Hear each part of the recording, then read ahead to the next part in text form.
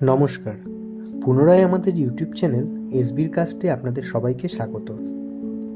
একঘেয়ে ঘরোয়া স্বাদের গণ্ডি পেরিয়ে আমাদের নতুন প্রচেষ্টা ভিন্ন স্বাদের কাঁকড়ার দ্বারার ঝাল চটপটি, যা আপনাদের স্বাদের অন্য জগতে নিয়ে যাবে।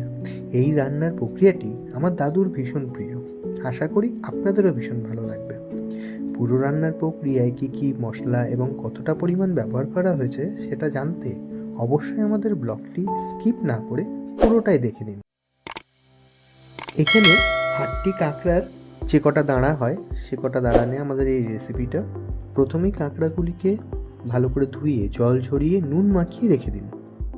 মশলার জন্য 2 টেবিল চামচ সরিষা, এখানে সাদা সর্ষে ব্যবহার করা হয়েছে, হাফ টেবিল চামচ কালো জিরা, 4 ভাগের 1 ভাগ আলু কুচি, এটা সম্পূর্ণ আপনাদের ইচ্ছের ওপর, নুন এবং কাঁচা লঙ্কা স্বাদ মতন।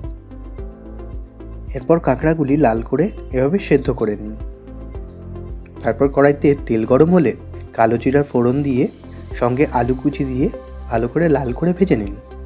লাল করে ভাজা হলে কাঁচা লঙ্কা এবং সরিষার যে মিশ্রণটি পেশা হয়েছিল সেটি অ্যাড করুন। খানিক কষানোর পর দানাগুলি দিয়ে আর খানিক কষিয়ে জল দিয়ে ঢেকে দিন। মিনিট 20 পর নামানোর আগে কাঁচা সরিষার তেল দিয়ে ভালো করে নাড়িয়ে নামিয়ে নিলেই তৈরি কাঁকড়ার দ্বারার ঝাল চটপটি।